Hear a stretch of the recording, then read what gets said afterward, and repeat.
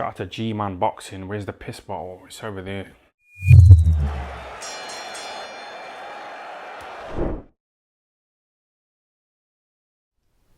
Anthony Yarde is set to make his return to the ring following on from his loss before Christmas to Lyndon Arthur. Now, I didn't expect Anthony Yarde to be in there with anybody decent. I thought they might kind of get someone, maybe at, area level, English level, somewhere like that. They've got a guy from Germany called Emin Atra. If I'm saying that name wrong, apologies. You do know I mess up names quite a bit on this channel, but they're not my strongest suit. But if I'm saying the name wrong, apologies. He is from Germany. He's 17-0 with 12 knockouts. On paper, that sounds okay. When you look at the guy's resume, there are journeymen, because this guy has fought at super middleweight before. In fact, his last fight was in December 2019, which was a 6-round unanimous decision. And then the fight before that was in April 2019, and that was a super middleweight. In fact, he's really been campaigning at super middle, and some of the weights for super middle have been low, as in like 163, there's 164 here. So you would imagine he's kind of on the middleweight end of the spectrum / super middleweight. So it's probably not even a naturally big light heavyweight. So you would imagine that this guy is going to be cannon fodder for Anthony Yarde. Need a real close fight here with a guy who was 15-13. Like majority decision, and every scorecard apart from one has about a point in it. Well, the one scorecard has a point in it, the other one has 2 points in it, the other one's a draw, obviously. So that hints that was a very competitive fight. Right, look, I know Anthony Yarde's on the comeback trail since his loss to Lyndon Arthur's. Team Yarde felt he'd done enough to win that fight. Me personally, I thought he maybe just nicked it as well. But I would like to see, look, if Anthony Yarde doesn't want to go straight into the Arthur's rematch, that's fine. I know they were talking about that fight straight after, but maybe Yarde wants to have just a confidence builder. Don't begrudge him that. This level of opposition, I can't imagine it's going to be exactly, I can't imagine he's going to give much resistance to Anthony Yarde, to be fair. We've seen plenty of fighters through the years who have had, on paper, decent records. I remember Anthony Yarde fought this, I think he was Hungarian, very early on in his career. I think his record was like 18-1. I forget the guy's name, actually. I'll actually see if I can find it here. But he had a decent looking record. I think he was like 18-1 at the time. I think he had a couple of knockouts as well. Richard Bayrani is how you pronounce the guy's name. At the time, 18-1. He's now 19-4. Kind of says it all. But yeah, you can get guys with decent looking records, but they really don't have any ability. Is this guy the same? Who knows? Again, we look at some of these fighters and we say, well, just because we don't know anything about them, it's not always indicative to how good they are. And I say, yeah, we can take that into consideration. But when you look at the fights and you look at, for example, that guy had a majority decision against the guy who has 15 wins and 13 losses. That's not really a good sign. People talk about Eric Pfeiffer, when he was meant to fight Daniel Dubois, saying, look, he's not really fought anybody, but he was a good amateur. But you're looking at everybody, but he's been dropped and gone life and death with some journeymen. That's not a good sign. And then when he went up and fought Joe Joyce, we saw what happened. He got absolutely steamrolled. So you'd imagine this guy is probably not the best. I will have a look at him. I will do my due diligence and have a good look at this guy and see what I can find. But I would imagine this is just a confidence builder for Anthony Yarde. I don't know what they're doing with him.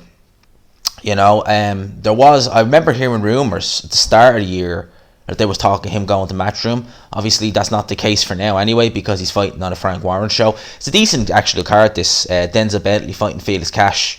Felix Cash, a Matchroom fighter. So, I think Denzel Bentley's going to beat the crap out of Felix Cash anyway, but it's an interesting fight. They've got Callum Johnson on this card. That's interesting to me, because when Johnson was British champion, I think even prior to him fighting Buglioni, Team Yarde were calling out Buglioni and Burton, never mentioning Callum Johnson, and vice versa. I don't think I've ever heard Callum Johnson mention Anthony Yarde's name. Now, obviously, at the time, different promoters. We know Matchroom and Queensbury, Hearn and Warren, they're not exactly best buds. They're not exactly giving each other Christmas cards every year.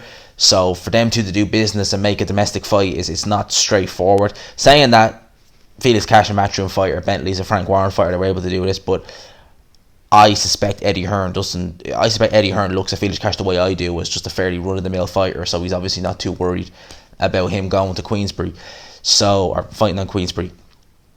But yeah, no, that's an interesting one that they're on the same card. They might be looking to build towards that. That's a very good fight. But you got to look at it for both guys' ends, because if they do that fight, Callum Johnson wants to operate at world level. You know, he was meant to fight McCalkin for the European title back when he was signed with Eddie Hearn. Obviously, that fight never came about. He wants to crack it at world level. You know, he had a great showing against Artur Beterbiev. I think that when he knocked Beterbiev down, I think that was the worst thing that could have happened to him, because he froze the minute he dropped Beterbiev. And Beterbiev hurt, he froze. I think it would have been better if that happened later or so. But Johnson's shown that he can hang at world level. Yarde, that Kovalev fight, he looked world level. But then when he dropped back down to domestic level against Arthurs, there was a lot of flaws there, and it really did make Kovalev's win look a bit less. I don't think I got in the way, but it did.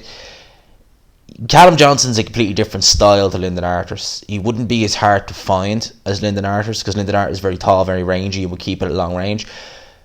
Callum Johnson, though, however, is a much bigger puncher. That's fair to say than Lyndon Arthurs. I really don't see. I wouldn't mind seeing it, but I don't know